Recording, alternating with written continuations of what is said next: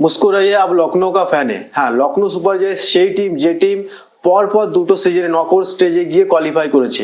আর এটা কিন্তু লখনৌ ফ্যানদের কাছে অনেকটাই গর্বের বিষয় যে আমরা আইপিএল হিস্ট্রিতে দেখেছি এমনও টিম আছে যারা 16 বছরে দুবার তিনবার কোয়ালিফাই করেছে, কিন্তু এই যে লখনৌ সুপার জায়ান্টস টিমটা পরপর দুবার কোয়ালিফাই করলো, কিন্তু সবাই বলতে পারে কেন ফাইনাল জেতেনি। হ্যাঁ, লক্ষ্যটা ফাইনাল হতেই পারে, কিন্তু ধীরে ধীরে স্টেপ এগোবে, সবে তো শুরু হয়েছে দুবার। কিন্তু লখনৌ সুপার জায়ান্টস এবছরের যে টিমটা আর প্রিভিয়াস সিজনে যে টিমটা ছিল কিছুটা চেঞ্জেস করতে চেয়েছে, কারণ যেখানে কোচ ছিল নতুন কোচ এসছে, মেন্টার যেটা আমরা বলতে চাই, লখনৌ সুপার জায়ান্টস এবছরের সব থেকে বড় ধাক্কা হলো গম্ভীর চলে যাওয়া। গম্ভীর এমন একটা ক্রিকেট ব্রেন বা ক্রিকেট বোঝে, বিশেষ করে আইপিএলটা একদম যে দুটো কাপ এনে দিয়েছে যে টিমকে কেকেআরকে, সেই প্লেয়ার মেন্টর যদি চলে যায় তো অনেকটা প্রভাব পড়বেই। এমনকি আমাদের যখন কেএল রাহুল চোট খেয়েছিল তখন গম্ভীর বাইরে থেকে আই থিঙ্ক ক্যাপ্টেন্সি করেছিল, শুধু মাঠে নামমাত্র ছিল ক্রুনাল পান্ডিয়া। গম্ভীরের থিঙ্কিং এই আমরা সেমিফাইনাল খেলেছি লাস্ট সিজন। একদম ঠিক কথা। কিন্তু লখনৌ সুপার জায়ান্টস এরা কিন্তু প্রচুর একটা মানে মাইনাস পয়েন্ট যেতে পারে। হ্যাঁ, আমরা জানি Justin Langer as a coach টি20 হেড কোচ ছিল, ওয়ার্ল্ড কাপ জয়ী, ভালো করবে, কিন্তু ব্যাপারটা হলো কোথাও না কোথাও একটু মানে প্রভাব পড়বে গম্ভীরের। হ্যাঁ, অবশ্যই প্রভাব পড়বে, কিন্তু গম্ভীর যাওয়ার পিছনেও অনেক কারণ আছে।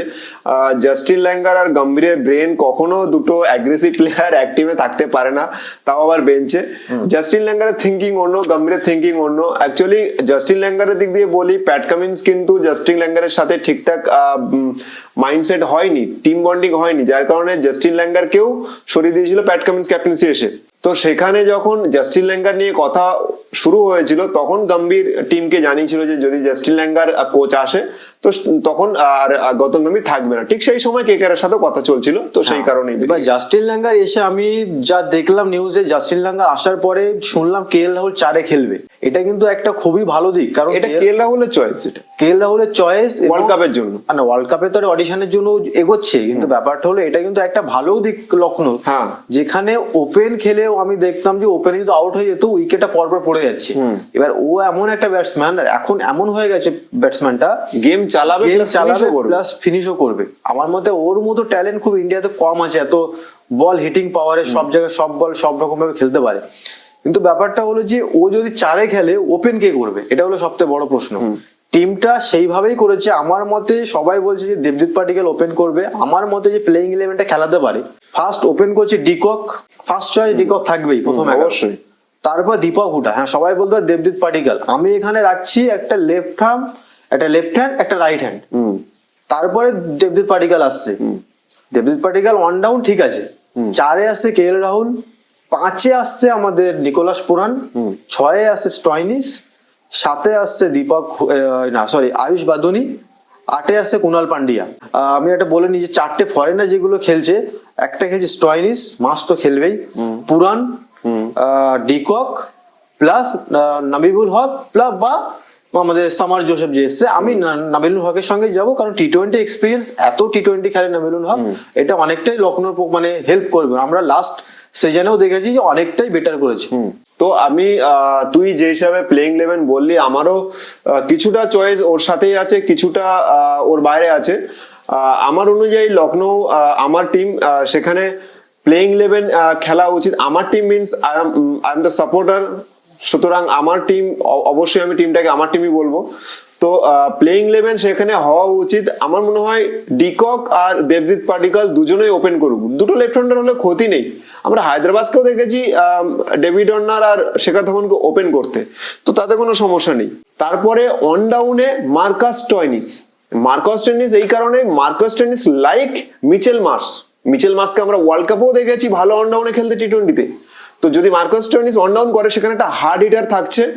তারপরে আসছে হার্ড হিটার প্লাস গেম চালাবে কেএল রাহুল, তারপরে আসছে নিকোলাস পুরান, তারপরে আয়ুষ বাদানি, ক্রুনাল পান্ডিয়া, তারপরে ইম্প্যাক্ট প্লেয়ারে দীপক হুডা কিংবা কৃষ্ণাপ্পা গৌতম ঢুকবে। এবার স্পিনার পার্টে আসি। তুই যে 4টে বিদেশির কথা বললি, আই এম টোটালি এগ্রি, ওই 4টেই। এখানে একটা কথা বলে দিই আমি, যে নাবিল হক বলছি, আমাদের কিন্তু ডেভিড ভিলিও আছে, হ্যাঁ, অ্যাজ আ ব্যাটসম্যান 8 নম্বর 9 নম্বরে ডেভিড ভিলি 8 নম্বর 9 নম্বর ব্যাটসম্যান নয়, অ্যাজ আ কিন্তু ওপেনও ব্যাট করতে পারে। প্লাস 140-র ওপরে পেস আছে। বেশ বলতে পারবো যে 140 সবসময় হবে না, কিন্তু ওই যে 130ও বল করলে কিন্তু অনেকটাই কার্যকরী। হ্যাঁ। যেটা পিএসএল ও দেখেছি বা বিভিন্ন ওয়ার্ল্ডের লিগে আমরা দেখেছি এটা ডিপেন্ড করছে নামিনুল হকের সম্পূর্ণ ফর্মের উপর, ও কারেন্ট ফর্ম কেমন যাচ্ছে, কেমন হিসাবে বল করছে, সম্পূর্ণ ডিপেন্ড করছে তার উপরে। আর স্পিনার অ্যাটাক যেটা আমি বলছিলাম সেটাও ভালো আছে। রবি বিষ্ণু লিড করছে, তারপরে কৃণাল পান্ডিয়া পার্ট টাইম থাকছে, অমিত মিশ্রা আসছে ইম্প্যাক্ট প্লেয়ারে, প্লাস মহসিন খান লাস্ট দুটো সিজন যেখানে এলএসজি কোয়ালিফাই করেছে, মহসিন খানের বোলিং যদি পেসের দিক দিয়ে লিড বলা হয়, মহসিন খান করেছে লিড। এবার ব্যাপারটা হলো এখানে যে লখনৌ বোলিং সাইড তো ভালোই লাগছে দেখতে, কিন্তু লখনৌর মেন যদি ম্যাচ উইনার বলবো রবি বিষ্ণু 4 উইকেট, সরি 4টে ওভার যেটা থাকবে ওটাই কিন্তু মেন। কোথাও মনে হচ্ছে লখনৌ যদি একটু অকশন আরো একটু বেটার করতো, প্লেইং ইলেভেন ঠিক আছে, বেঞ্চটা সাপোজ আজ স্টয়নিসের যদি কোনো প্রবলেম হয়, নিকোলাস পুরানের যদি মানে প্রবলেম হয়, সেট টু সেট কিন্তু রিপ্লেসমেন্টটা নেই। হ্যাঁ। এটা কোথাও না কোথাও লখনৌ কিন্তু, কারণ হয়তো আমরা আইপিএল কিন্তু দেখেছি যে 14টা ম্যাচে অনেক সময় দেখা যাচ্ছে যে 14টা ম্যাচে প্লেয়ার ফিট নেই, এটাও দেখেছি। সেইভাবে রিপ্লেসমেন্টটা করতে পারতো। আমার মনে হয় এইখানে একটু অপশনটা বেটার করতে হয়।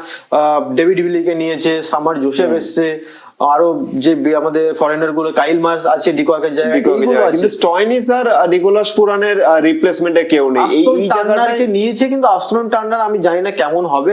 আস্টন টার্নার নিকোলাস পুরানের রিপ্লেসমেন্ট আছে, কিন্তু আস্টন টার্নার নিকোলাস পুরানের রিপ্লেসমেন্টে অতটা ইম্প্যাক্টফুল নয়। আস্টন টার্নার কেমন খেলবে কেউ জানে না।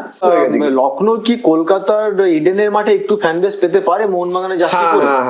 এটা লাস্ট সিজনে যেহেতু মোহনবাগানের অনার এখন সঞ্জীব গোয়েঙ্কা, সেখানে লখনৌ সুপার জায়ান্টসেও সঞ্জীব গোয়েঙ্কা, মোহনবাগান সুপার জায়ান্টস আর লখনৌ সুপার জায়ান্টস দুটো সেখানে আমার মনে হয় এই জন্যই জার্সিটা পরিয়ে জার্সিটা ডিভাইড করার জন্য, ভালোর জন্য। তো সেখানে অনেক প্রবলেমও দেখেছি ইডেন গার্ডেন্স কে, যে মোহনবাগানে জার্সি নিয়ে ঢুকতে দিচ্ছে না।